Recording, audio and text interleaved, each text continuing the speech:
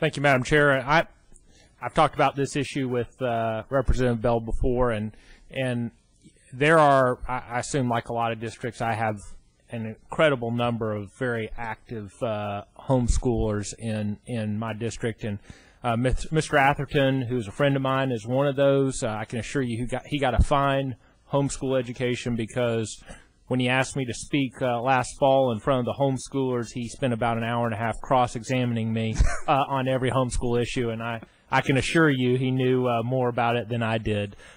My real issue on this last year, and I told you this when we talked about it, I'd like to bring Mr. Opie up to talk about it if we can, is I told my friends in Chattanooga, and I was worried then, and I'm worried now, to be careful what you wish for, because the second that you get the Department of Education involved in your diplomas, that they're going to make certain requirements of you in order to recognize you and to do those things, and that may not be what you want, and that there may be other better mechanisms to be recognized by the state, and that was really my concern. And I'm certainly happy to hear from you, Representative Bell, but I'd also like to hear from Mr. Opie on that issue as well. Okay. Would you like to hear from Mr. Opie first? Or? It doesn't matter. Okay. And Senator Berke, and one of the reasons that last year when we drafted this bill, we actually opened up the education code, 49 section or Title 49. This year we went into Title I to stay away from putting the department in the position of recognizing diplomas that they don't have any control of. We went into the general provisions of the law and just said if it's a legal form of education, then it should meet the legal requirements for a job that by statute requires a high school diploma. We didn't want to bring the department into this. We didn't want to put them in that position, and so that's why the bill's drafted differently than it was last year. Mr. Opie, we are still in recess. I'm Bruce Opie with the Tennessee Department of Education. Senator Berke, if I may, let me respond to Senator Woodson's question earlier. When this whole issue was brought to my attention, and in my opinion, some misjudgment on the part of specific department staff was revealed, Dr. Webb, Commissioner Webb, and a few of us got together and did develop an internal policy in which we practice now relative to Category 4 or homeschool students, their diplomas, and what advice we give. And as Representative Bell said, one of our concerns from the very beginning was what it says in code under that church-related statute. The State Board of Education and local boards of education are prohibited from regulating curriculum, teacher licensing, all those areas that we do regulate for approved private schools and, of course, our public schools. But we saw how ludicrous it was for I remember one example of a young man who had been in Afghanistan or Iraq but didn't get post-certification to be a police officer because of that diploma. So we looked inward, and while we could not dictate to Human Services or Post-Commission or some of the other agencies, we came up with a rubric, if you will, that if one of our folks in our pre-K program was wanting to hire a teacher assistant and they presented a homeschool credential, we were not arbitrarily going to say they cannot have the job. We wanted to look at about 2 or 3 different things. Had that student or that young person completed successfully some post-secondary experience, like Representative Bell referenced a few minutes ago? Had they actually passed, or not passed is not the right word, but made 50% or better, a 50 percentile or better on a nationally accepted achievement test? And a lot of these folks through the church-related schools take, I think most of them, a lot of them take the Stanford achievement test, while we have contracted with McGraw-Hill. Or have they gone ahead and taken an ACT or a GED or some other type of assessment that we could base something on and make a decision there? That is our the Commissioner of Education did is send out a memo to our folks, and that's what we live by now. The problem is we're still not getting to advise on that in some situations where a decision is being arbitrarily made, maybe by Human Services or some other group.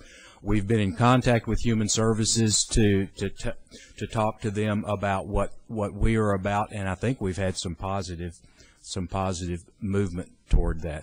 I guess in a nutshell, as Representative Bell and I have had many conversations, it's a matter of us not having authority over, and I certainly embrace the thought that they have the freedom to go the homeschool route or any route they choose. But to say that we approve of something or recognize something as valid that we do not have the say over, that as my English grandfather would say, that's the sticky wicket where we are concerned, but have worked to try to look at this information on a case-by-case basis. Senator Berke, I don't know if I answered your question or not. No, I think you answered it. This particular bill by Senator Bunch and Representative Bell would essentially take all out of the process. And I guess my question for the department is that a good thing or a bad thing for y'all to be taken out of the process? Or, you know, if you put it a different way, is the process, if you rather answer this question,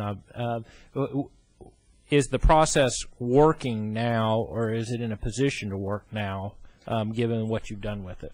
Well, I guess it is not working in that maybe we have not gotten the word out or sent some blanket communique out to other state agencies that are involved in hiring these folks. I guess where I would have a little bit, I have to try to chew on this a little bit, because the State Board of Education establishes those categories. That category wasn't necessarily established by the church-related school. And basically a Category 4 school, we know that they are in existence. They are meeting compulsory education laws. We have an address. We have a contact person, but that's it. Category 1 are private schools that meet a state approval credential. Category 2 are those that have like the Archdiocese of Memphis. They have a lot of parochial schools, and they have their own accreditation process set up that we approve, and that's a Category 2. Category 3 is Southern Association of Colleges and Schools, that process. Then the Category 4, 5, 6, and 7 have more to do with state agency schools like Children's Services, if they have a school, or if the judicial system has some sort of facility, and we do some approving there. But to recognize them as being in existence but then being taken out of the process, on the surface of it, it sounds pretty good.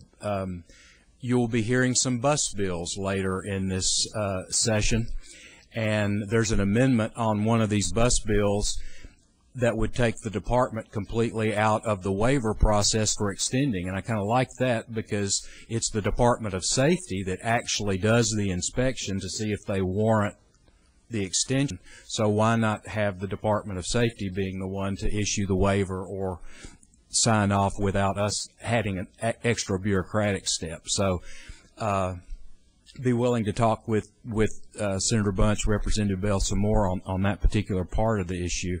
But it kind of makes sense to me just off the top of my head that no supervision or no sort of authority over, then why would we be in the business to the department or the board to say one way or another? Thank you, Mr. Opie.